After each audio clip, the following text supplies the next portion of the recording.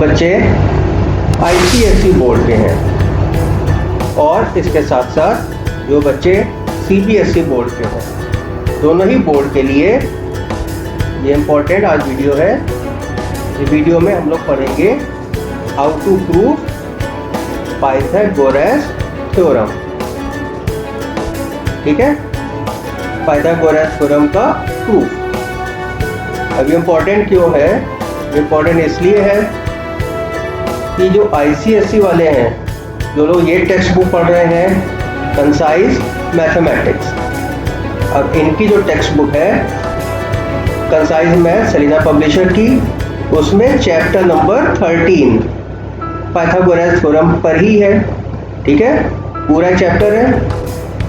और जो बच्चे CBSE बोर्ड के हैं उनके लिए उनके सिलेबस में भी है पाइथागोरस थ्योरम। CBSE के क्लास 10 के जो बच्चे उनके लिए ये वीडियो खास इंपॉर्टेंट है, क्योंकि क्लास 10 का जो बोर्ड एग्जाम हुआ है उसमें कई बार ये सवाल पूछा गया है। CBSE क्लास 10 का बोर्ड एग्जाम 2018 और 2019 में ये सवाल पूछा गया है। और जो बच्चे ICSE के कंसाइज मैथ्स, ये मैं कह रहा था बात, चैप्टर नंबर 13 ये है क्लास 9। तो क्लास 9 के बच्चे ICSE के जो कंसाइज मैथ्स पढ़ रहे हैं और CBSE के क्लास 10 के, उनके लिए इम्पॉर्टेंट है, क्योंकि 2018 और 2019 में सवाल पूछा गया है प्रूफ ऑफ पाइथागोरस थ्योरम। ठीक है, अब जो प्रूफ है वो प्रूफ तो हम लोग यहाँ पे डिस्कस करेंगे ही। उसके साथ साथ एक बात और इम्पॉर्टेंट ये है कि जो प्रूफ आपकी टेक्स्ट बुक में दिया गया है, अब टेक्स्ट बुक मतलब चाहे वो NCERT टेक्स्ट बुक हो या इसके साथ साथ कोई और टेक्स्ट बुक हो, NCERT हो, कंसाइज हो, कोई भी टेक्स्ट बुक हो, एक तो प्रूफ टेक्स्ट बुक में दिया गया है, उसको पढ़ना और उसको समझना, ये तो होगी एक बात। लेकिन इसके साथ साथ ये भी इम्पोर्टेंट है कि जो प्रूफ टेक्स्ट बुक में नहीं दिया हुआ है, क्या मैं अपने आप से कोई और प्रूफ भी सोच सकता हूं? इसको हम लोग कहते हैं थिंकिंग एबिलिटी। जो किताब में दिया है उसको पढ़ के एज इट इज एग्जाम में अच्छे से लिख देना, ठीक है, अच्छा है, लेकिन मुझे जिंदगी में सक्सेस तब मिलेगी जब मेरे अंदर ये डेवलप हो, थिंकिंग एबिलिटी। तो कुछ ऐसे प्रूफ जो कि किताब में नहीं दिए गए, मैं यहाँ पे लिख रहा हूँ proofs which are not given in the textbook. ऐसे भी हम लोग कुछ यहाँ पर डिस्कशन करेंगे कि जो प्रूफ टेक्स्ट बुक में नहीं दिया है उसके क्या ऐसा भी कोई प्रूफ हम लोग सोच सकते हैं? कोई खास मुश्किल नहीं, जो जितना भी मैथ्स हम लोगों ने अब तक पढ़ा है उसी को लेकर कुछ ऐसा प्रूफ जो कि किताब में ना दिया हो और हम लोग हमारी तरफ से सोच के क्या ऐसा कोई प्रूफ सोच सकते हैं पाइथागोरस थ्योरम का। ये है आज का वीडियो। तो जहाँ तक हम लोग यहाँ पर बात कर रहे थे शुरू में कंसाइज मैथमेटिक्स की, ठीक है, मैं फिर से लिख दे रहा हूँ, ICSE बोर्ड के क्लास 9 के जो बच्चे हैं जो पढ़ रहे हैं टेक्स्ट बुक कंसाइज मैथमेटिक्स से। ठीक है, अब देखिए कंसाइज मैथमेटिक्स में जो प्रूफ लिखा हुआ है वो प्रूफ है जिसको कहते हैं area based proof. Area based proof कह के लिखा हुआ है कंसाइज मैथमेटिक्स की टेक्स्ट बुक में। अब क्या है एरिया बेस्ड प्रूफ? वो ये है कि मान लीजिए कोई राइट एंगल ट्राइंगल है, ये मैं ऐसे बना रहा हूँ, रफ स्केच बना रहा हूँ अभी राइट एंगल ट्राइंगल का फ्री हैंड से। ठीक है, लेबल कर दे रहा हूँ मैं इसको, इससे आसानी रहे। ABC ये है 90 डिग्री एंगल, मतलब कि ट्राइंगल ABC इज, ऐसे लिखेंगे, राइट एंगल्ड एट B। ठीक है,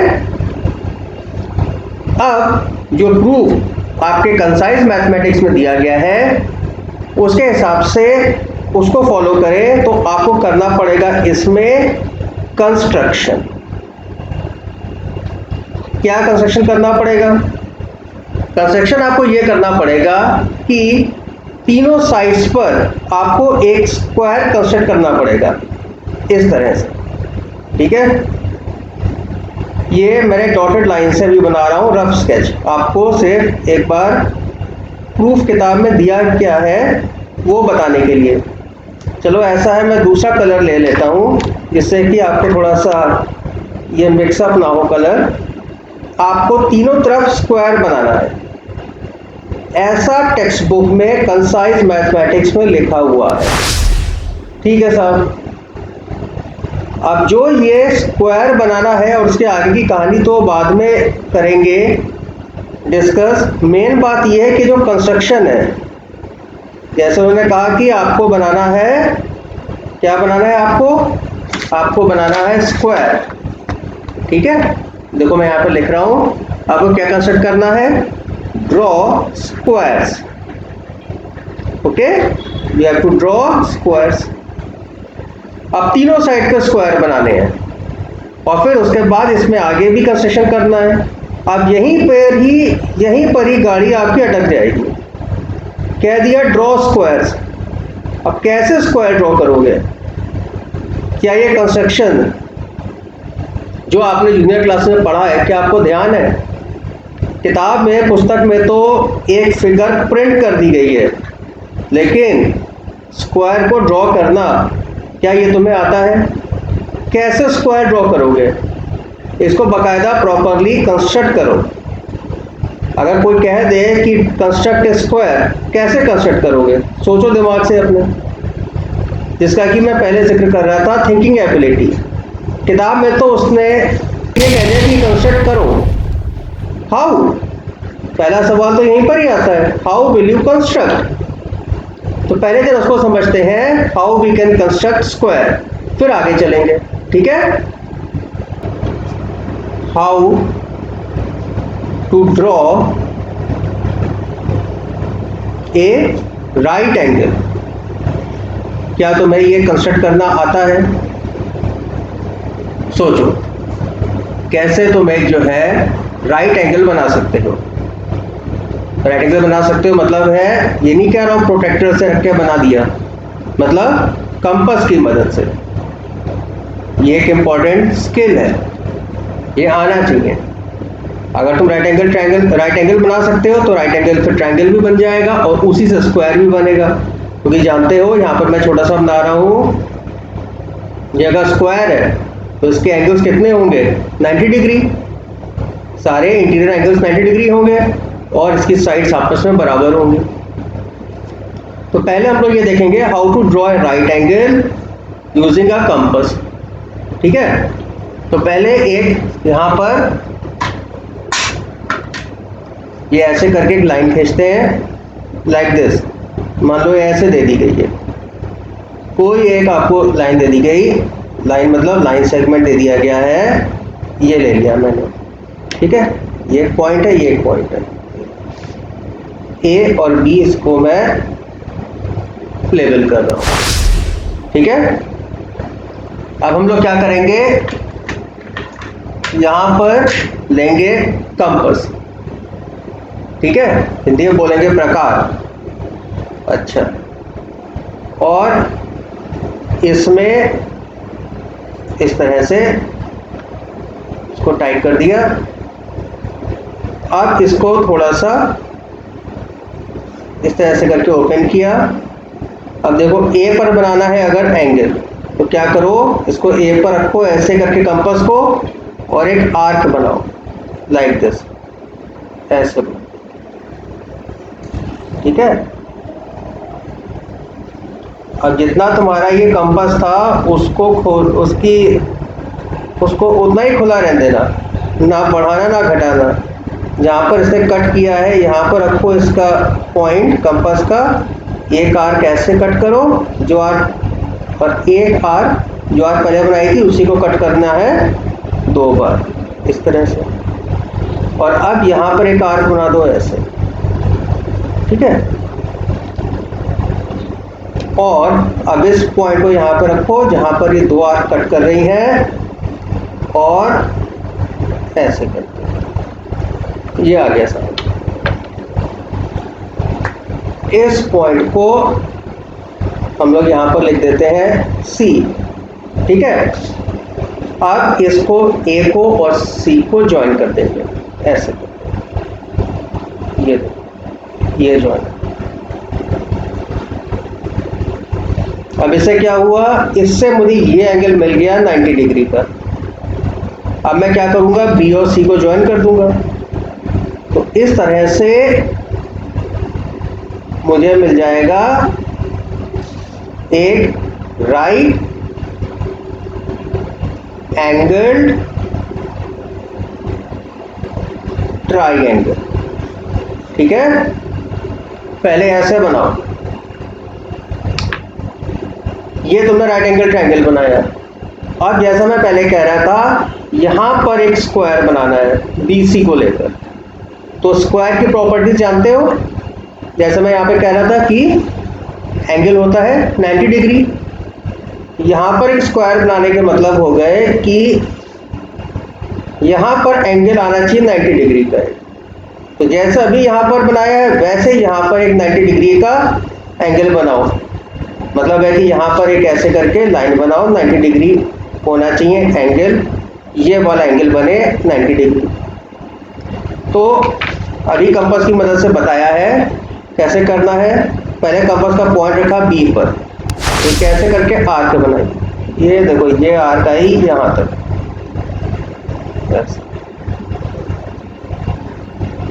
जितना कंपास एक बार खोल लो उसके बाद चेंज मत करना उसे, ठीक है, उतना ही खुला रहने देना। अब यहां पर एक बार ऐसे कट करोगे और एक बार फिर से,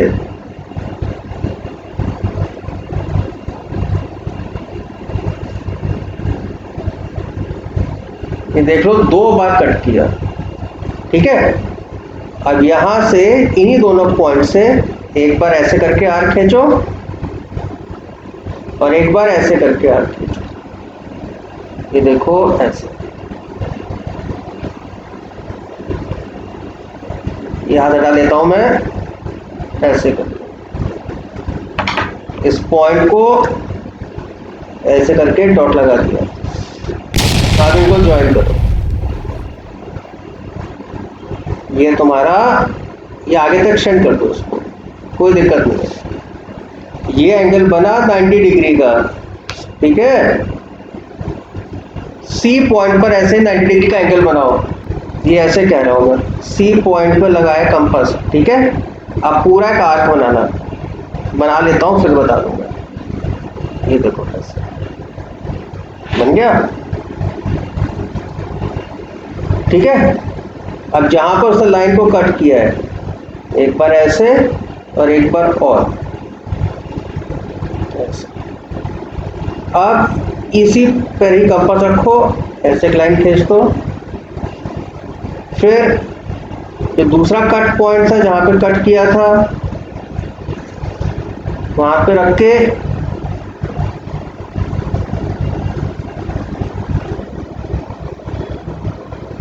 ये फिर से एक बार, ठीक है। इसको थोड़ा सा और एक्सटेंड कर देता हूं मैं, सॉरी, यहाँ पे। तो अब ये जो तुम्हारा पॉइंट आ रहा है, इस पॉइंट की बात कर रहे हैं, इसको एक्सटेंड कर दो, इनको ज्वाइन कर दो, एक्सटेंड कर दो जितना चाहता है। ये एंगल बन गया 90 डिग्री का, ओके। अब इस कंपास को खोल लो, थोड़ा खोल लो, मतलब B पॉइंट से लेकर C पॉइंट तक इतना। अब जो तुमने परपेंडिकुलर बनाए हैं उनको कट करो, ऐसे कट किया एक बार, ऐसे ही यहां पर कट किया, ठीक है। अब जहां पर कट किया है, इन दो पॉइंट्स को आपस में जोड़ दीजिए, लाइक दिस। तो क्या कहोगे, जो लंबाई BC की है वही, मान लो इस पॉइंट को मैं कह देता हूँ x, bx की है, इस पॉइंट को कह देता हूँ मैं y, bx bc cy की है, और वही है तुम्हारी xy की। ये एंगल 90 डिग्री है, ये एंगल 90 डिग्री है, ये एंगल मेजर करोगे तो ये एंगल भी 90 डिग्री ही आएगा और ये भी 90 डिग्री आएगा। इस तरह से बना लिया हम लोगों ने एक स्क्वायर। पहले बनाया था एक राइट एंगल ट्रायंगल, है ना, राइट एंगल ट्रायंगल बनाया था, और अभी बन गया एक ये स्क्वायर। इस तरह से करके कंपास की मदद से इधर भी स्क्वायर बनाना है और इधर भी स्क्वायर बनाना है, ट्रायंगल की तीनों साइड पर स्क्वायर बनाना है। ठीक है, बनाओ अपने आप से कागज पे। समझ गए? जो तुम्हारी टेक्स्ट बुक में लिखा हुआ है कंस्ट्रक्शन करके, ऐसे लिखा है ना टेक्स्ट बुक में। टेक्स्ट बुक में क्या लिखा है? कंस्ट्रक्शन। ठीक है, पहले तो क्या लिखा है? आपको बनाने हैं ड्रॉ स्क्वायर्स। ठीक है, और फिर दूसरी बात क्या लिखी है? दूसरी लिखी है draw BMN perpendicular to AC at the point, at point, जो उसमें आगे पॉइंट लिखा हुआ है। ठीक है, पॉइंट लिखा हुआ है उसमें M and DE at point N। तो जो तुम्हारी टेक्स्ट बुक है उसमें तुम लोग पढ़ लेना, ये लाइन लिखी हुई है कि तुम्हें ये कंस्ट्रक्ट करना है।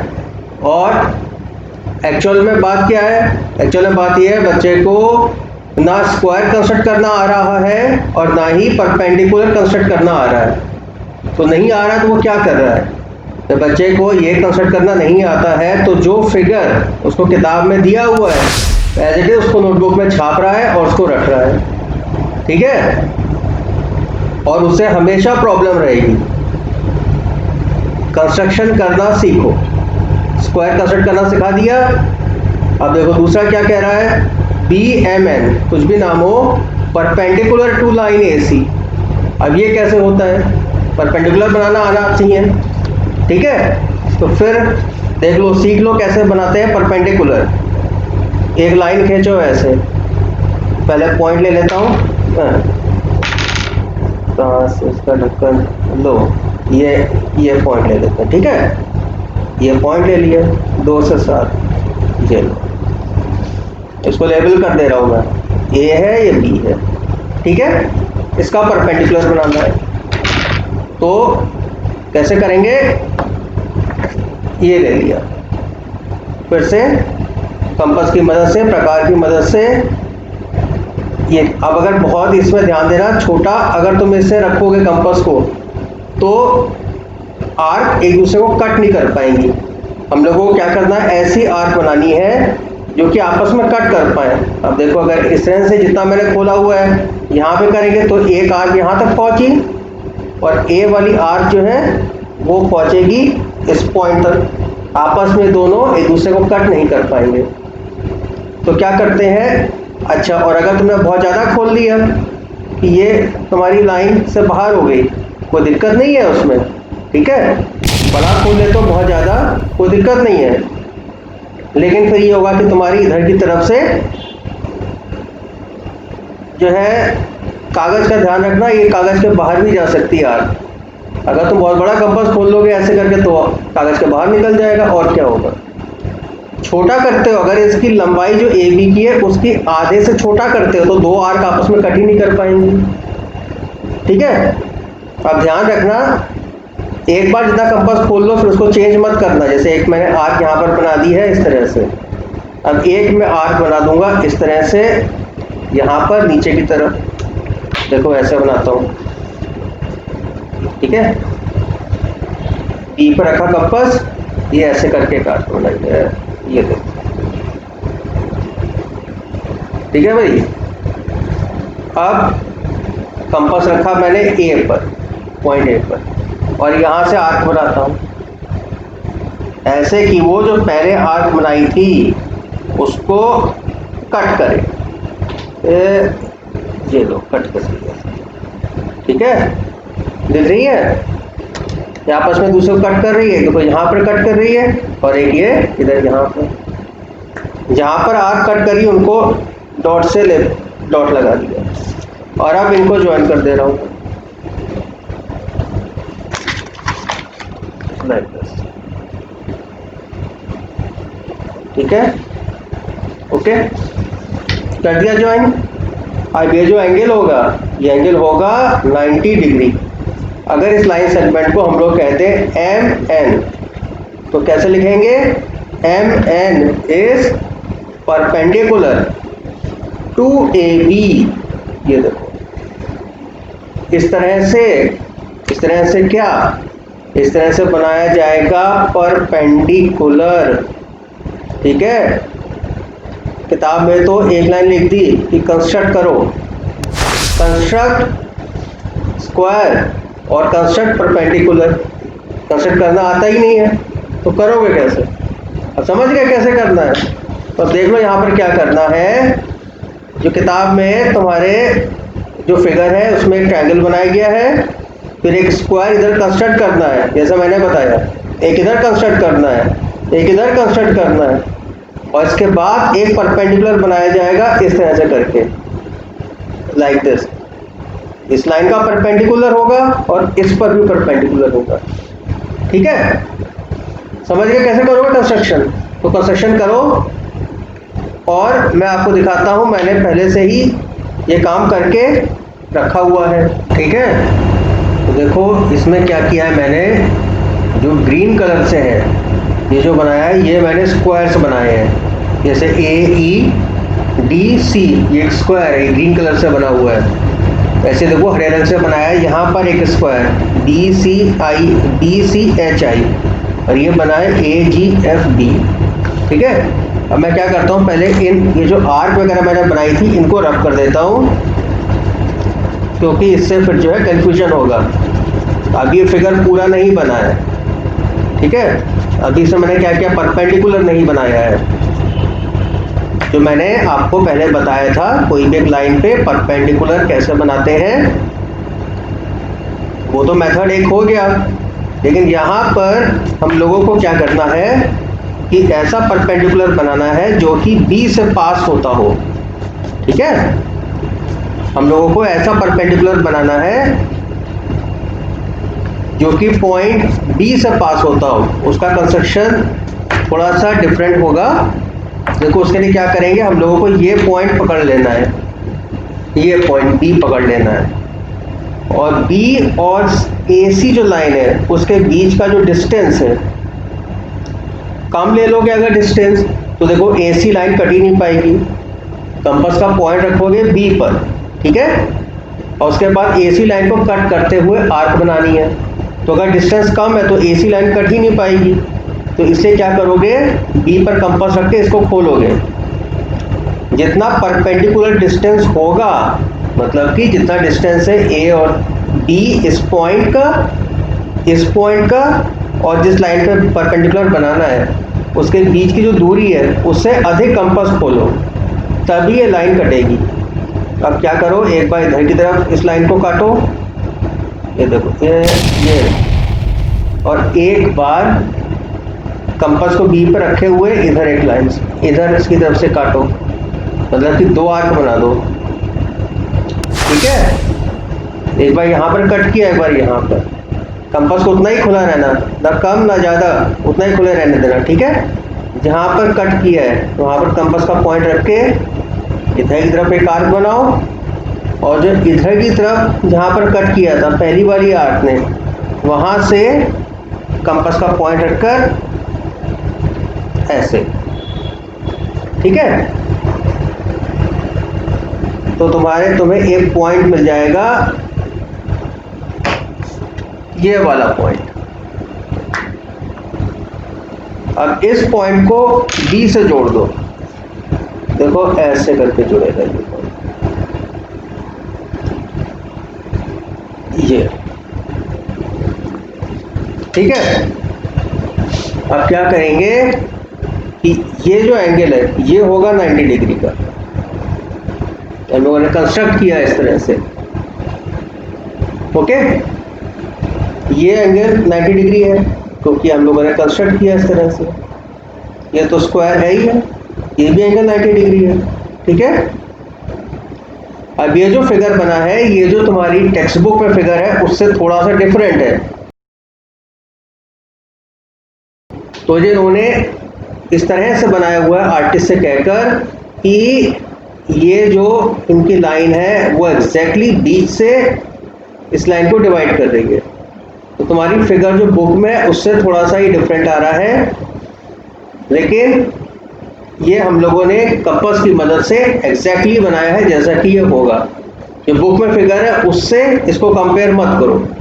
ठीक है, किताब की एग्जैक्ट नकल नहीं उतारनी है। किताब में तो जो बना है डायग्राम, जो इन्होंने फिगर बनाया है, वो तो इन्होंने आर्टिस्ट से कह के बनवाया है ना। उसमें आपको कोई आर्ट दिखेगा और ना ही आपको उसमें जो और कोई तरीका कि किस तरह से बना है, बस एक फिगर है। ठीक है, हम लोगों ने जो फिगर बनाया है ये कंपास की मदद से, आर्क की मदद से बनाया हुआ है। इस फिगर को आप डायरेक्टली उससे कंपेयर मत करना जो आपकी टेक्स्ट बुक में है, लेकिन जो लॉजिक है उसको आप जरूर सही रखना। अब इसके बाद क्या कहते हैं, इसके बाद ये कहते हैं कि साहब आप 2 पॉइंट, इसमें से 2 पॉइंट पकड़ लेना, जैसे कि G और C को इन्होंने ज्वाइन करने को कहा है। ये 2 पॉइंट्स को आप ज्वाइन करिए।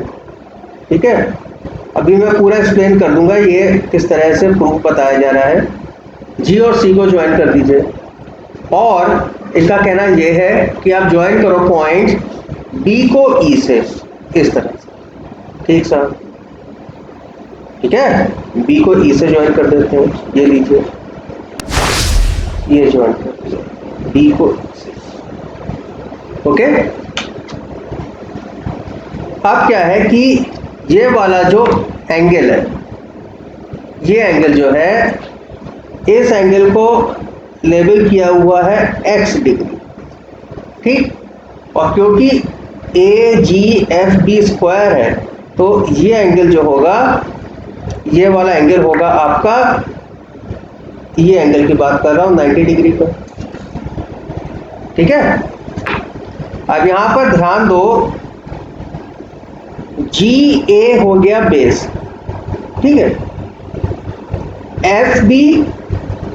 FBAG एक स्क्वायर है, इसका मतलब FB पैरेलल होगा GA के, और FB इसका पार्ट है तुम्हारा FBC। ये जो पूरी लाइन चली आ रही है, ये ऐसे करके, ये जो आपकी पूरी लाइन है उसी का पार्ट है FB, और FB GA के पैरेलल है। तो इसको इस तरह से कह रहे हैं कि FBC ये एक लाइन और ये एक लाइन, ये 2 लाइन पैरेलल है, और ये जो पैरेलल लाइन है इसी की बात हो रही है। इनके बीच में आपको 2 फिगर दिखेंगे, 2 पॉलीगन दिखेंगे। एक तो ये है जिसकी 4 वर्टिसेस है, ये स्क्वायर GAFB। देखो ये एक स्क्वायर हो गया GAFB, और इसको मैं थोड़ा सा शेड कर ही दूं, ये एक स्क्वायर GAFB। ठीक है, और इनका कहना है कि आपका ये जो ट्रायंगल बना है, ट्रायंगल कौन सा, GAC, ये ट्रायंगल, ये वाला ट्रायंगल भाई, इसको मैं थोड़ा सा दूसरी तरह से इसको ऐसे करके लाइन बना देता हूँ। ये ट्रायंगल कह रहे हैं। ठीक है, तो क्या कहा इन्होंने कि आपका ट्रायंगल GAC, ठीक, एंड स्क्वायर, स्क्वायर कौन सा, GAFB। इसके बारे में देखो, ये है between the same parallel lines, GAC और GAFB, they are between the same parallel lines. कौन सी पैरेलल लाइंस, पैरेलल लाइंस का नाम लिख दे रहा हूं मैं यहां पर, GA एंड FBC। ठीक है, इन 2 लाइन के पैरेलल के बीच में है, मतलब सेम पैरेलल लाइन के बीच में है। और इसके अलावा ये यहाँ पर ये कह रहे हैं कि दोनों का बेस इज सेम। बेस क्या है? GA। GA इसका बेस है। देखो यहाँ पर ये स्क्वायर बनाया गया, GA को बेस मानते हुए ये स्क्वायर बना दिया गया। चारों साइड बराबर है, आप किसी को भी बेस मान सकते हो। यहाँ पर इन्होंने क्या GA को बेस मान लिया है। क्यों? क्योंकि GA इस ट्रायंगल का बेस है, GAC, तो ये इस ट्रायंगल का एक बेस हो गया GA, और उसी बेस पर आपने स्क्वायर बना दिया। आपने कहा कि between the same parallel lines and having the same base GA। इससे क्या कंक्लूजन निकलता है? इससे कंक्लूजन ये निकलता है कि area of triangle GAC will be equal to 1/2 of area of the square GAFB। ये एक थ्योरम होती है, इसी लिए जो हम लोग पाइथागोरस थ्योरम प्रूफ करने जा रहे हैं इसको कहा जाता है एरिया बेस्ड प्रूफ, क्योंकि इसमें ये एरिया वाला यूज किया गया है कॉन्सेप्ट। तो इसका मतलब हो गया कि आपका ट्रायंगल का एरिया हाफ होता है कोई भी पैरेललोग्राम हो। पैरेललोग्राम समझते हो ना? Opposite sides are parallel and equal, opposite angles are equal, बाकी और प्रॉपर्टी जो बताई थी पहले। अब यही कॉन्सेप्ट ये लोग कहते हैं इसके लिए। क्या कह रहे हैं? ये जो आपने पहले बनाया था परपेंडिकुलर, इसका लेबल कर दिया BMN, ठीक है। अब क्या कह रहे हैं? अब कह रहे हैं कि ये एक ट्रायंगल है आपका, ये ट्रायंगल है, ये देखो ये ट्रायंगल आ रहा है पूरा यहाँ तक। तो कौन सा ट्रायंगल है ये बात आप कह रहे हैं? ये जो ट्रायंगल आ रहा है आपका, ट्रायंगल यहाँ पे लिख दे रहा हूँ मैं, ट्रायंगल AEB, ये ट्रायंगल हो गया। और यहाँ पर बात करते हैं इसकी, ये तो आपका ट्रायंगल हो गया। इसके अलावा ये जो है आपका AMNE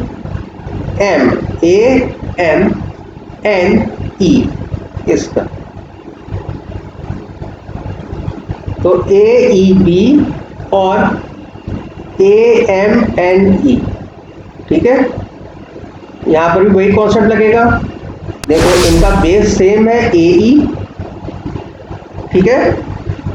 यहाँ पे मैं पहले लिख दूँ ट्रायंगल AEB एंड ये हो गया अपना एक रेक्टेंगल AENM, रेक्टेंगल AEMN, ठीक है।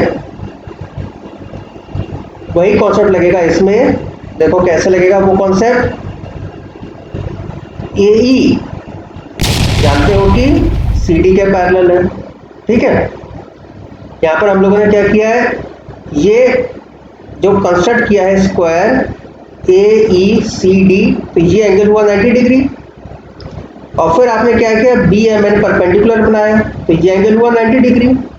इसका मतलब हो गया कि अगर AC को ट्रांसवर्सल मानो तो angles on the same side of transversal, ये भी 90 और ये भी 90, 90 प्लस 90 180। अगर ये सप्लीमेंट्री पेयर है, इसका मतलब हुआ कि लाइन AE और MN एक दूसरे के पैरेलल है, ठीक है। क्योंकि आपका ये एक ट्रांसवर्सल है और इसके interior angles on the same side of transversal they are supplementary. देखो 90 प्लस 90, तो फिर से ये आ गया कॉन्सेप्ट आपका कि ये दो लाइन पैरेलल है AE और MN। AE आपका सेम बेस है, उस पर आपने एक ट्रायंगल बनाया है AEB, ये ट्रायंगल बना हुआ है, और उसी पर आपने क्या किया है, एक पैरेललोग्राम बनाया है AMNE, मतलब उन्हीं पैरेलल लाइंस के बीच में। तो इसलिए triangle AEB and rectangle AEMN के लिए हम लोग क्या कहेंगे, देखो यहाँ पर लिख के बताता हूँ। Area of triangle AEB will be equal to 1/2 area of rectangle AEMN, ठीक है। ये हो गया। अब यहां पर इनका प्रूफ ये है कि ऐसा ही आप क्या करो, इधर की तरफ करो। इधर की तरफ ऐसे करें, इधर की तरफ आप ऐसे करोगे कि इन दो लाइंस को ज्वाइन कर दो, पॉइंट्स को ज्वाइन कर दो, B और D को। ये देखो, ये ज्वाइन किया मैंने B और D को, ठीक है। और मैं क्या कर दूंगा,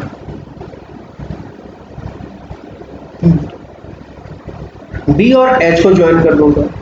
ये लो ऐसे, ये ज्वाइन कर दूंगा, ठीक है।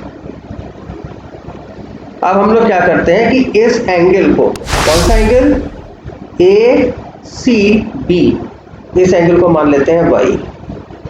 वहां पर x लिखा था, यहां पर y कर लेते हैं, ठीक है। इसमें भूल तो नहीं गए, यहां पर ये एंगल है, एंगल BAC, ये वाला, ये नीचे छुप गया x डिग्री, ये इधर y डिग्री।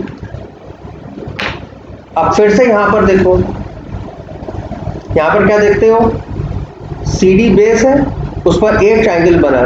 कौन सा ट्रायंगल बना, CDB, ये ट्रायंगल बन गया, ठीक है। तो यहाँ पे लिख रहा हूं मैं ट्रायंगल BCD, ये वाले की बात हो रही है, देखो।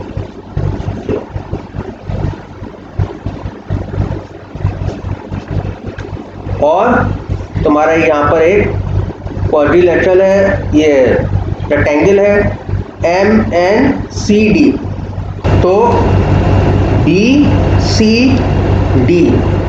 और हम लोग बात करेंगे एंड रेक्टेंगल, कौन सा रेक्टेंगल, MNCD, MNCD, ये रेक्टेंगल हुआ। ये समझ रहे हो ना, ये रेक्टेंगल कैसे हुआ, रेक्टेंगल ये ऐसे हुआ क्योंकि आपने AE और CD को बराबर रखा, कंस्ट्रक्शन किया था ना, स्क्वायर बनाया था, तो AE आपका CD के पैरेलल है और AE CD के इक्वल है। फिर आप कहते हो कि MN AE के पैरेलल है, क्योंकि internal angles on the same side of transversal 180 degree है। तो अगर MN AE के पैरेलल है, इसका मतलब हो गया कि MN CD के पैरेलल है और MN CD के इक्वल है, ठीक है। अगर AE, यहाँ पर लिख दे रहा हूँ बल्कि मैं फिर से, तुम लोग सोचोगे रेक्टेंगल कैसे है, रेक्टेंगल ऐसे है क्योंकि AE बराबर MN होगा और ये बराबर CD के होगा, ठीक है। AE बराबर MN क्यों होगा, क्योंकि AE MN के पैरेलल है और ये AECD एक स्क्वायर है। स्क्वायर के बीच में अगर कोई भी पैरेलल लाइन खींचो, जैसे मैंने यहाँ पर MN खींची हुई है ये, ठीक है, तो इसकी लंबाई वही होगी जो कि A और E की है। अगर पैरेलल ना खींचो, ऐसे करके लाइन खींच दो, तो अब इसकी लंबाई AE के बराबर नहीं है क्योंकि ये एंगल तुमने चेंज कर दिया है। लेकिन MN की लंबाई AE के बराबर है क्योंकि ये एंगल 90 डिग्री है। ये लाइन पैरेलल जा रही है, पैरेलल जाएगी तो इसकी लंबाई वही आएगी जो AE की है और एंगल्स 90 डिग्री है। इसका मतलब AEMN भी रेक्टेंगल है और MNCD भी रेक्टेंगल है। तो वही बात मैं यहाँ पे कह रहा था कि ट्रायंगल तुमने ये लिया BCD और रेक्टेंगल ये लिया तुमने MNCD, तो क्या कह सकते हो इनको लेके, इनको लेके कह सकते हैं कि area of triangle BCD will be equal to 1/2 area of rectangle MNCD। ये एरिया की थ्योरम होती है, उससे कहा जाता है। और इसी तरीके से अब यहाँ की बात करो, यहाँ पे तुम्हें दिखेगा एक ट्रायंगल, यहाँ पर क्या करो, इन दो पॉइंट्स को ज्वाइन कर दो, ठीक है। B और H को किया था ना, लेकिन B और H से अपना काम यहाँ पर नहीं बनेगा, इन पॉइंट्स को ज्वाइन करो, A और H को, इस तरह से ये ज्वाइन कर रहा हूँ मैं, ये वाला, ठीक है, A और H को।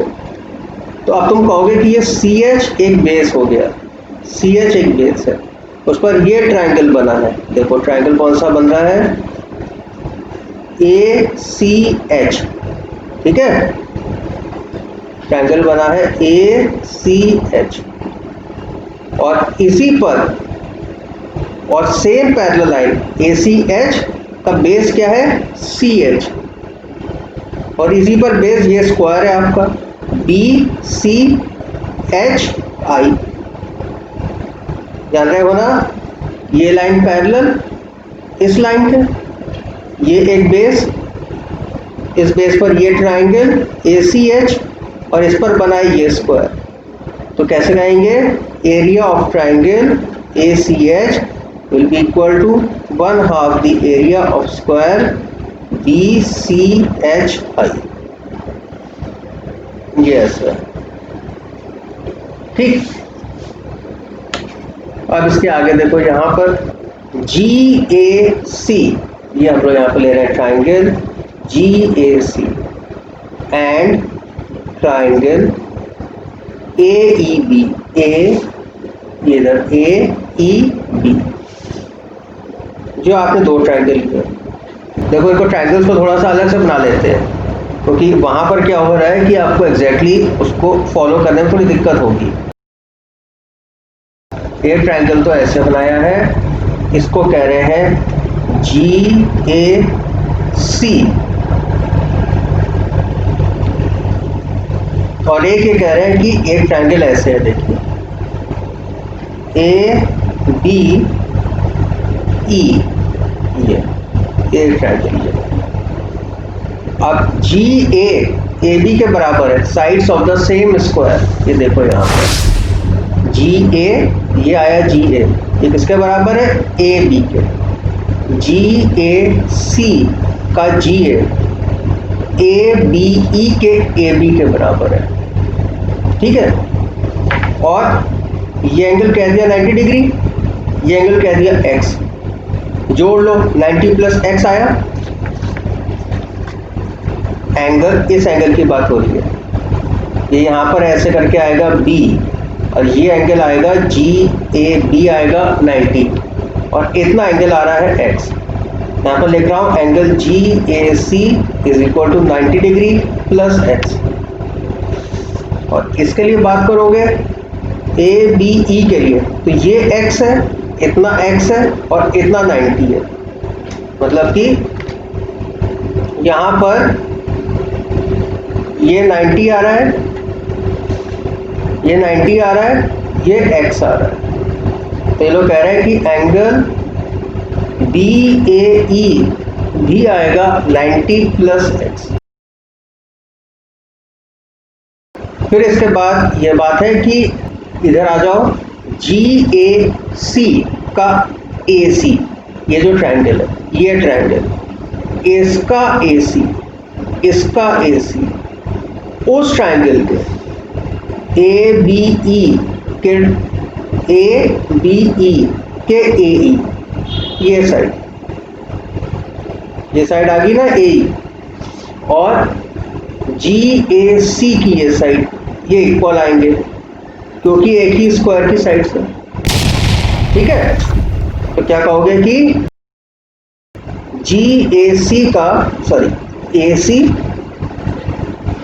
GAC का AC बराबर होगा ABE के AE के।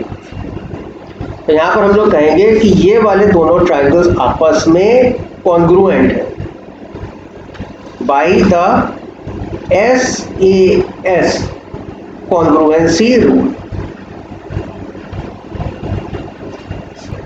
तो आप ये कहना चाहते हो कि यहाँ पर आपने जो दो इक्वेशन लिखी है, इसमें area of triangle GAC AEB के एरिया के बराबर आएगा, क्योंकि दोनों ट्रायंगल कॉन्ग्रुएंट है।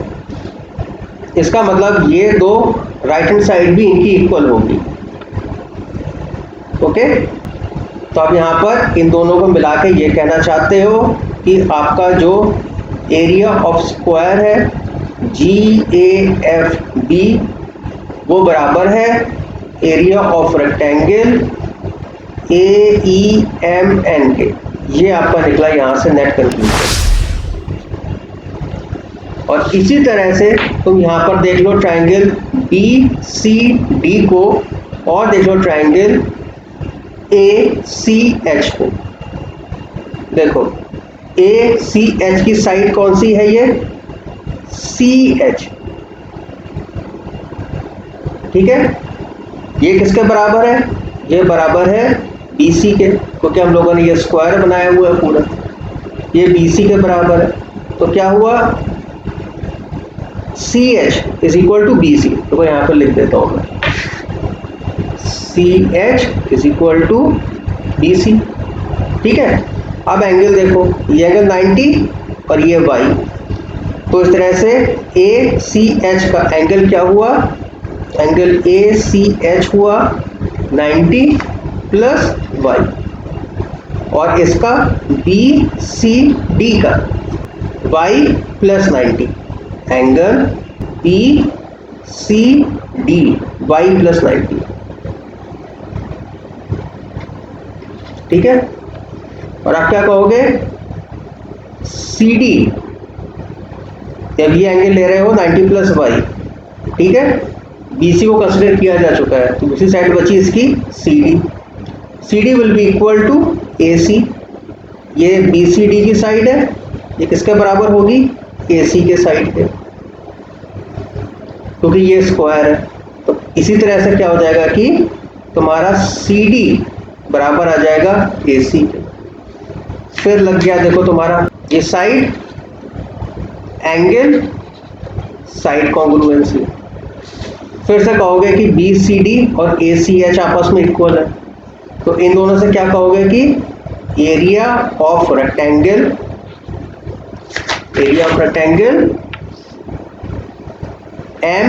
MNCD will be equal to area of square BCHI। ये होगी एक बार, ठीक है। तो इसको अलग से लिख लेते हैं नेक्स्ट कागज पे, ठीक है। हम लोगों ने ये देखा कि ये हम लोगों का कंक्लूजन निकला है। क्या कंक्लूजन निकल गया, ये निकला कि देखो एरिया स्क्वायर GAFB बराबर है एरिया ऑफ रेक्टेंगल AEMN के, और हम लोग ये कहना चाहते हैं कि एरिया ऑफ स्क्वायर BCHI बराबर है एरिया ऑफ रेक्टेंगल MNCD के। अब यहाँ पर देखो क्या है, एरिया ऑफ रेक्टेंगल AEMN और आपका MNCD। ये आपकी इक्वेशन आ गई 1, ये आ गई आपकी इक्वेशन 2। ऐड कर दो इनको, ठीक है। Adding equation 1 and 2। अब क्या कहोगे, area of square GAFB plus area of square BCHI will be equal to area of rectangle AEMN और इसमें जोड़ना है आपने area of rectangle MNCD। AEMN में MNCD जोड़ दोगे तो ये पूरा वही स्क्वायर बन जाएगा आपका, जोड़ने पर ये पूरा स्क्वायर आ जाएगा। तो लिख दो area of square AEDC, area of square AEDC।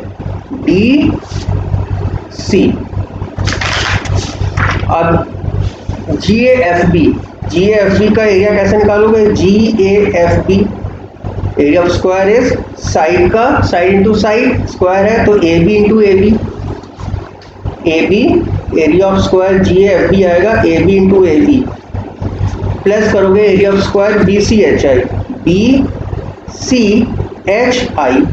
ये भी होगा साइड इंटू साइड, सारी साइड बराबर है तो लिख सकते हैं BC इंटू BC, वही लिख दिया यहाँ पर BC इंटू BC।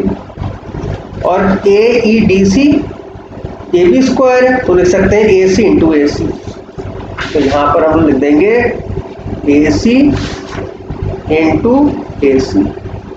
इन अदर वर्ड्स इसको कह सकते हो A B square plus B C square is equal to A C square. ये हुआ A B square plus B C square is equal to A C square. इसको कहते हैं Pythagoras theorem का प्रूफ। हेंस ये जो मेथड है जो ICSE textbook concise mathematics में दिया गया है, ये थोड़ा सा डिफिकल्ट है, ठीक है। और जो एनसीईआरटी की टेक्स्ट बुक में दिया गया मेथड, वो मेथड इन्होंने कंसाइज मैथमेटिक्स में भी दिया है। उसको ये लोग कहते हैं ऑल्टरनेट प्रूफ। कंसाइज मैथमेटिक्स में दो तरह से, एक तो इनका खुद का मेथड है जो अभी डिस्कस किया गया है, जो भी एक्सप्लेन किया मैंने आपको। ये वाला मेथड इनका थोड़ा सा डिफिकल्ट है क्योंकि ये ज्योमेट्रिकली इन्होंने सारी बातें करी हुई है। ये दूसरा मेथड जो है, जो एनसीईआरटी टेक्स्ट बुक में दिया गया है, वो कंपैरेटिवली थोड़ा सा आसान है। पहले उनको डिस्कस कर लेते हैं, उस मेथड को डिस्कस कर लेते हैं ऑल्टरनेट प्रूफ, और फिर हम लोग सोचेंगे कि इन दोनों के अलावा भी क्या कोई और मेथड हो सकता है, ठीक है। तो अभी ऑल्टरनेट प्रूफ डिस्कस करते हैं जल्दी से। तो चलो आप बात करते हैं ऑल्टरनेट प्रूफ की, जो कि एनसीईआरटी टेक्स्ट बुक में भी दिया गया है, ठीक है। तो क्या करो, पहले तो यहाँ पर चलो एक ट्राइंगल बना लेते हैं, राइट एंगल ट्राइंगल।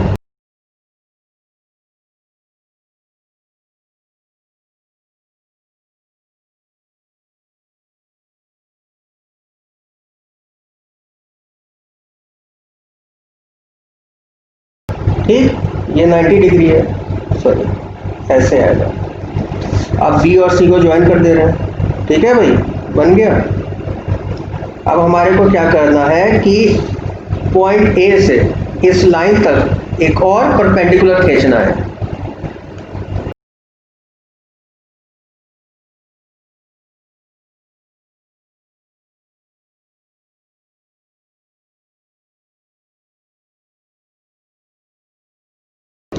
इस पॉइंट को मैं कह देता हूं डी, क्योंकि ये परपेंडिकुलर है। ये एंगल हुआ 90 डिग्री का, ये एंगल हुआ 90 डिग्री का। अब हम लोग जो भी बात करेंगे वो इस फिगर को लेकर बात करेंगे। अब टेक्स्ट बुक खोल के रटने की अगर आदत होगी तो तुम्हें प्रॉब्लम पड़ेगी, क्योंकि टेक्स्ट बुक में फिगर अलग बना हुआ है। टेक्स्ट बुक में फिगर इस तरह से करके बनाया हुआ है उन्होंने, ठीक है। इसको 90 लेकर ये परपेंडिकुलर बना दिया है, उससे इसको कंपेयर मत करना। ये मैंने अलग अपना फिगर बनाया है, ठीक है, वो अलग फिगर बना हुआ है। अलग फिगर मतलब ओरिएंटेशन डिफरेंट है, ये वही चीज़ है लेकिन ओरिएंटेशन डिफरेंट है। ये मैंने इसलिए बनाया है क्योंकि यहाँ पर मैं 90 डिग्री आसानी से बना सकता हूँ, यहाँ पर 90 डिग्री बनाने में थोड़ा सा दिक्कत आती, ठीक है। यही फिगर है।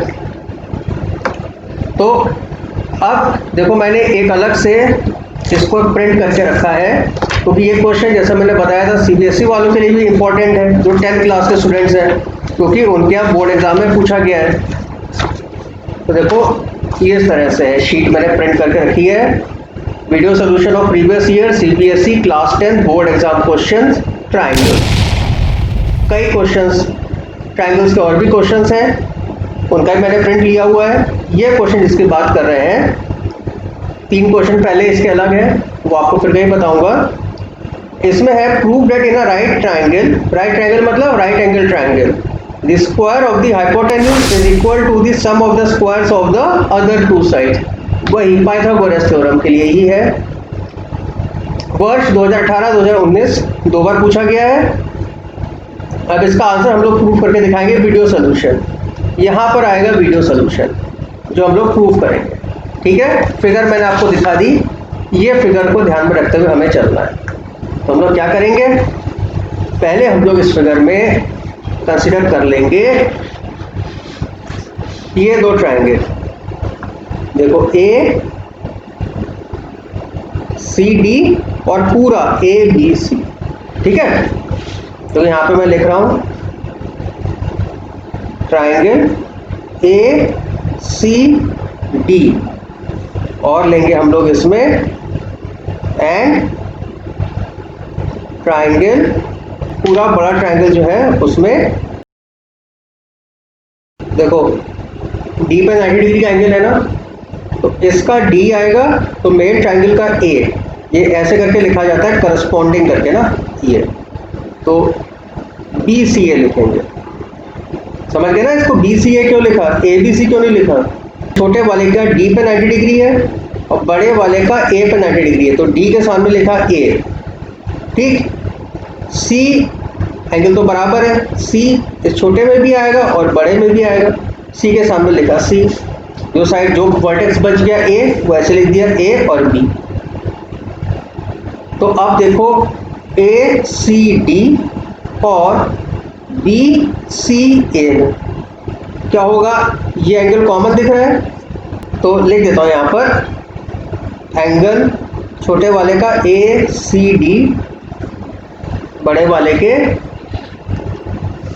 इसके बराबर है, एंगल ए सी बी के बराबर है, because these two angles are common. और इसके अलावा देखो छोटे ट्राइंगल का ए डी सी 90 डिग्री और बड़े वाले का सी ए बी ये भी 90 डिग्री, तो 90 degree is equal to 90 degree, ठीक है। छोटे वाले का क्या लिखेंगे, angle A D C is equal to, बड़े वाले का लिखोगे B A C 90 degree each, ठीक है। इसके मतलब क्या कंक्लूजन निकला, triangle A C D is similar to triangle B C A, ठीक। देखो यहाँ पर अगर ये ट्राइंगल इस ट्राइंगल के सिमिलर है, सिमिलर कैसे हुआ, दो एंगल इक्वल है ना, इसको कहते हैं ए रूल। या तुम ये भी जान लो कि अगर दो एंगल इक्वल है तो तीसरा एंगल भी इक्वल होगा, ट्राइंगल में 3 एंगल होते हैं ना, अगर दो एंगल इक्वल है तो तीसरा एंगल भी इक्वल होता है, तो ए कह लो, या दो एंगल इक्वल होगा तो उससे भी हम लोग कह देते हैं ए रूल है, ए सिमिलरिटी रूल है, ठीक है। तो तुमने वर्टेक्स पहले हिसाब से लिखे थे ना कि 90 डिग्री के सामने 90 डिग्री वाला, बड़े ट्राइंगल का 90 डिग्री कहाँ पर है, ए पर, उसके सामने छोटे ट्राइंगल का 90 डिग्री डी पर, जो एंगल कॉमन है सी के सामने सी और ए के सामने बी। इस तरह से जब लिखते हो मतलब कि करस्पॉन्डिंग वर्टिसेस को लिखते हैं। अगर करस्पॉन्डिंग वर्टिसेस को लिखेंगे और ये दो ट्राइंगल सिमिलर है तो हम लोग को बड़ी आसानी रहती है। अब हम लोग क्या कह देंगे, प्रोपोर्शनैलिटी कैसे बताएंगे, इसका ए सी बटे इसका बी सी। अच्छा अगर करस्पॉन्डिंग वर्टिसेस ना लिखे होते, मान लो वर्टिसेस आगे पीछे करके लिख दिए होते तो यहाँ पर दिक्कत बढ़ जाती है।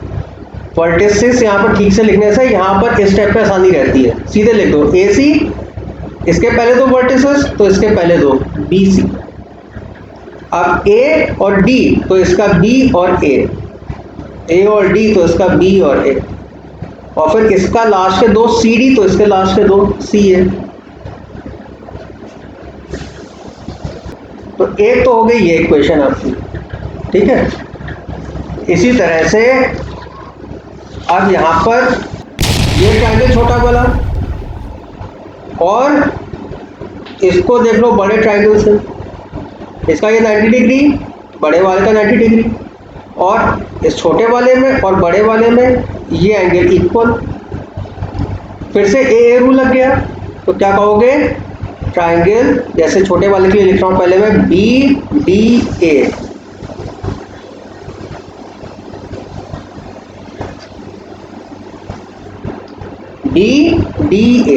देखो डी 90 डिग्री वाला बीच में आ रहा है तो बड़े ट्राइंगल का 90 डिग्री बीच में आएगा ए। बी सेम है तो इसके बी के सामने इसका बी, मतलब बी इसका पहला वर्टेक्स तो इसका पहला वर्टेक्स, फिर डी 90 डिग्री वाला तो इसका ए 90 डिग्री वाला, फिर जो बच गया वर्टेक्स तो बी डी ए तो इसका लिखेंगे बी ए सी, ठीक है। क्योंकि वर्टेक्स का ध्यान रख के लिखा था तो इसमें डायरेक्टली लिख देंगे हम लोग। अच्छा ये रूल क्या है, ए रूल है, तो क्या कहेंगे B D upon B A is equal to A D, last के दोनों में इसके लास्ट के 2 लेना AC, ठीक है। और अगर B और A पहला और तीसरा वर्टेक्स लोगे तो लिखोगे इसका पहला और तीसरा BC, इस तरह से, ठीक है। तो ये आपकी एक इक्वेशन बन गई, इसको भी यहाँ लिख दे रहे हैं। इक्वेशन ये बनी थी, ठीक है। और दूसरी क्या बनी अपनी, दूसरी बनी है BD upon BA is equal to AD upon AC is equal to BA upon BC। ये बन गई अपनी सेकंड इक्वेशन, ठीक।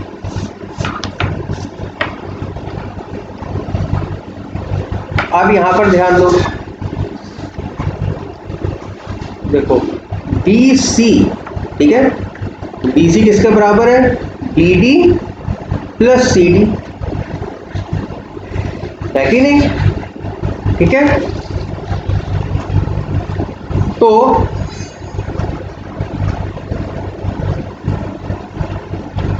यहां पर पहली इक्वेशन में AC अपॉन BC बराबर AD अपॉन BA बराबर CD अपॉन CA, ठीक है।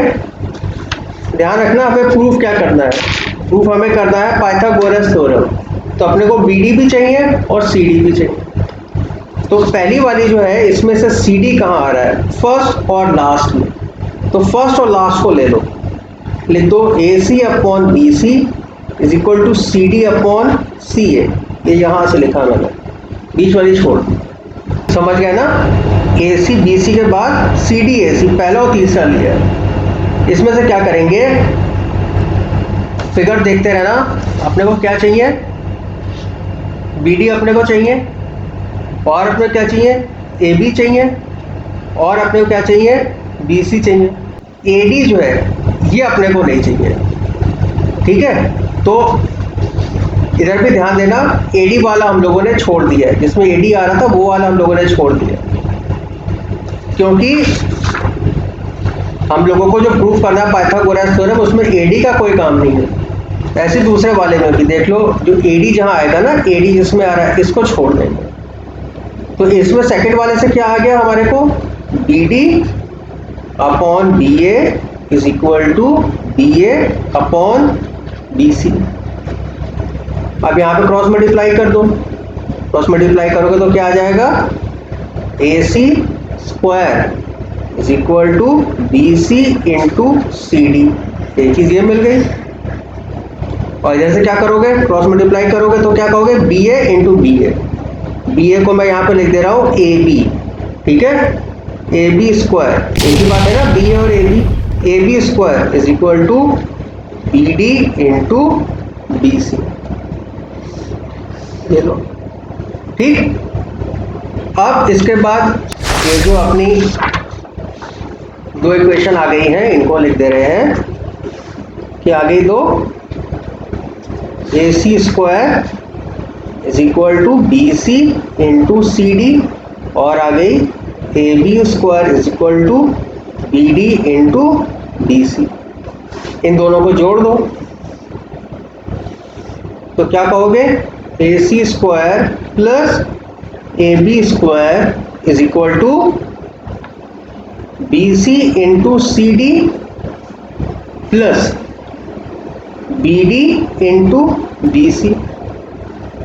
अब इसको क्या कह देना, AC square plus AB square is equal to, BC common ले लो, BC into CD plus BD।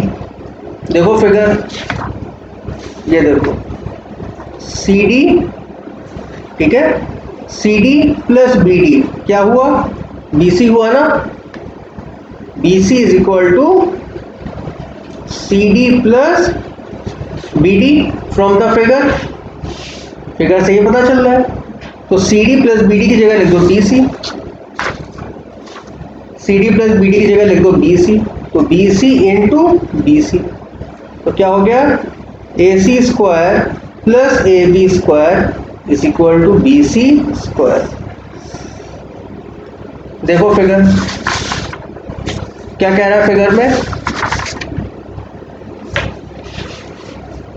AC square, ये AC इसके लिए कह रहा है, और AB square is equal to BC square is equal to BC square. क्या कहा था क्वेश्चन में?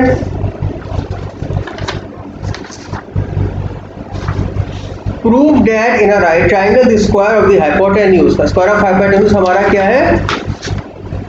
BC। स्क्वायर ऑफ हाइपोटेन्यूज अपना क्या है? BC। Square of hypotenuse is equal to the sum of the squares of the other two side. तो वही आ गया BC square is equal to AC square plus AB square.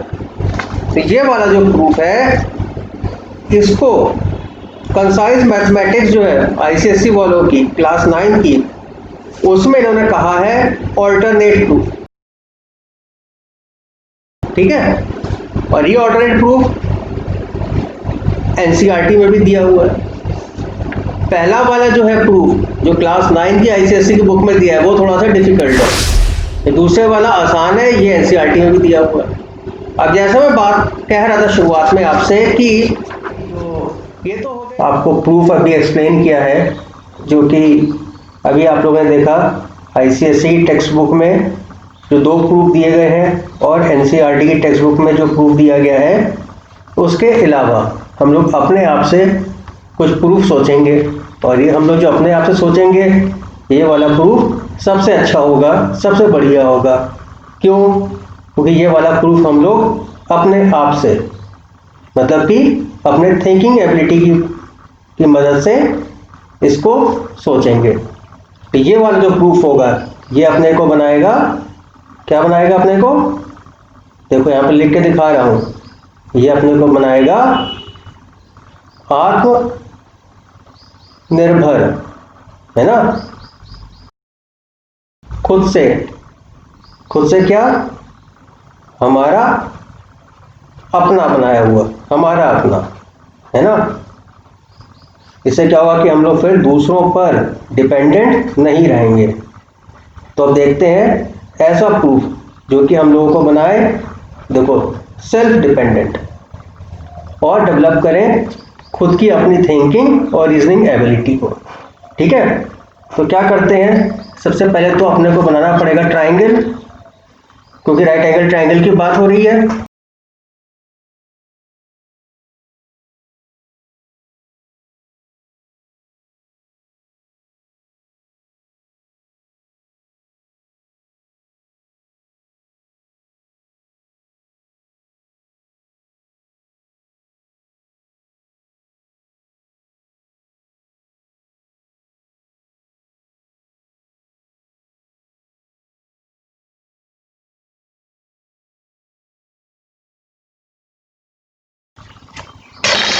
तो ये हो गया 90 डिग्री, ये हमारा कंस्ट्रक्शन है। ठीक है, कंस्ट्रक्शन करने में तो कोई दिक्कत नहीं है, कंस्ट्रक्शन हम लोग कर सकते हैं। अगर सलीना पब्लिशर और NCERT कंस्ट्रक्शन कर सकता है तो हम तो नहीं कर सकते। ठीक है, हमने भी कर लिया कंस्ट्रक्शन, ये लो साहब। अब प्रूफ देखना ध्यान से, इस एंगल को लेबल कर रहा हूं थीटा। ओके, इस एंगल को लेबल कर देते हैं फाई। अब देखो, ये जो पॉइंट है, इस पॉइंट का और नाम लिख देते हैं, आसानी रहेगी। ये पॉइंट डी। ठीक है, अब देखो ध्यान से, ट्रायंगल किसकी बात कर रहे हैं? ACD। ACD, बताओ cos थीटा क्या होगा? ये स्मॉल से आएगा, ये ऐसे स्मॉल है। cos थीटा होगा हमेशा बेस अपॉन हाइपोटेन्यूज। अगर ये ट्रायंगल है तुम्हारा ACD, थीटा इसके सामने वाला जो साइड होता है उसको कहेंगे परपेंडिकुलर, तो AD परपेंडिकुलर हो गया। 90 डिग्री के सामने होगा हमेशा हाइपोटेन्यूज। 90 डिग्री है, इसके सामने देखो यहाँ लिख दे रहा हूँ हाइपोटेन्यूज। एंगल जो आप कंसीडर कर रहे हो उसके सामने वाला होता है हमेशा परपेंडिकुलर, तो ये हुआ तुम्हारा परपेंडिकुलर। CD क्या हुआ? बेस। तो cos थीटा क्या हुआ? ACD के लिए cos थीटा हुआ बेस अपॉन हाइपोटेन्यूज। बेस क्या है? CD। देखो हाइपोटेन्यूज क्या है? AC। और अब कंसिडर करो बड़ा वाला ट्रायंगल CAB, ट्रायंगल CAB मतलब पूरा आपका जो बड़ा वाला ट्रायंगल है। अब बड़े वाले ट्रायंगल में देखो ये 90 डिग्री का एंगल है, उसके सामने वाला हुआ हाइपोटेन्यूज, बड़े वाले के लिए ये पूरा आएगा तुम्हारा हाइपोटेन्यूज। अच्छा, आप जो एंगल कंसिडर करते हो उसके सामने वाला होगा परपेंडिकुलर, बड़े वाले के लिए ये हुआ परपेंडिकुलर, ठीक है। तो CAB के लिए जो बच गया AC, ये वाला बड़े वाले के लिए ये वाला होगा आपका बेस, ठीक है। तो CAB इसके लिए निकालोगे cos थीटा, तो cos थीटा क्या आएगा? फिर से देखो ये स्मॉल है, cos थीटा बड़े वाले के लिए निकालोगे तो बेस क्या है? AC, और हाइपोटेन्यूज क्या आएगा? BC। ध्यान से देखना, इन दोनों में अगर ये क्वेश्चन 1 है, ये क्वेश्चन 2 है, लेफ्ट हैंड साइड तो cos थीटा और cos थीटा ही है, तो इनकी राइट हैंड साइड को भी इक्वेट कर सकते हो। राइट हैंड साइड को इक्वेट करके लिख दो CD upon AC is equal to AC upon BC, ठीक है। यहां से क्या मिल जाएगा तुम्हें? जब क्रॉस मल्टीप्लाई करोगे तो कह देना CD multiplied by BC is equal to AC square. ये एक इक्वेशन आ गई, ओके। अब यही वाला जो लॉजिक है ये अप्लाई करोगे इस ट्रायंगल पर ADB पर। यहां पर लिख रहा हूं मैं in triangle ADB cos phi। अगर ADB देखा जाए तो ADB में ये एंगल है मेरा 90 डिग्री, देखो अलग कलर से लिखता हूं मैं। अब हम लोग ये ट्रायंगल कंसिडर कर रहे हैं ADB, तो 90 डिग्री यहां पर है, छोटे ट्रायंगल का 90 डिग्री, देखो ये 90 डिग्री है तो ये भी 90 डिग्री। 90 डिग्री के सामने वाला क्या हुआ? हाइपोटेन्यूज हुआ। ADB के लिए ये हाइपोटेन्यूज आएगा, और ADB में जो तुम एंगल कंसिडर करोगे फाई, तो फाई के सामने वाला होता है परपेंडिकुलर, AD परपेंडिकुलर होगा। ये जो बचेगा DB ये होगा बेस। तो cos फाई अगर लिखा जाए ADB के लिए तो फाई के सामने वाला परपेंडिकुलर, इसको छोड़ दो, ये वाला हाइपोटेन्यूज है, ये डिनोमिनेटर में आएगा, और BD ये आएगा न्यूमरेटर में, BD अपॉन AB। अब इसी तरह से कंसिडर करो ट्रायंगल ABC, बड़ा वाला ट्रायंगल, और उसके लिए सोचो cos फाई क्या होगा। अगर ये एंगल कंसिडर किया जाए बड़े वाले ट्रायंगल के लिए, तो एंगल अंडर कंसिडरेशन जो होता है उसके सामने होगा हमेशा परपेंडिकुलर, AC परपेंडिकुलर होगा, बेस क्या होगा? AB, और हाइपोटेन्यूज क्या होगा? 90 डिग्री के सामने वाला हाइपोटेन्यूज, 90 डिग्री के सामने क्या है? BC है। अब हम लोग लेफ्ट हैंड साइड देख रहे हैं, बराबर है cos फाई, तो राइट हैंड साइड भी इक्वल हुई, तो क्या कहोगे? BD अपॉन AB बराबर होगा AB अपॉन BC के। तो आप क्या कर सकते हो? क्रॉस मल्टीप्लाई कर लो, तो क्या कहोगे?